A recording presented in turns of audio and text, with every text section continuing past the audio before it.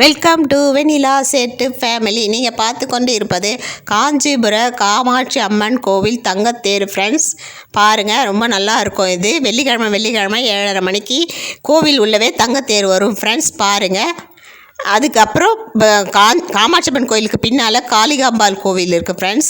பழைய காளிகாம்பாள் கோவில். அந்த கோவிலில் வாரம் ஊஞ்சல் வைக்கிறாங்க ஃப்ரெண்ட்ஸ். அந்த ஊஞ்சலும் எடுத்து போட்டிருக்கேன் பாருங்கள்.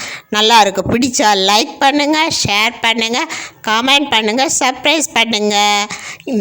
ஓகே ஃப்ரெண்ட்ஸ், ஓகே, பாய்.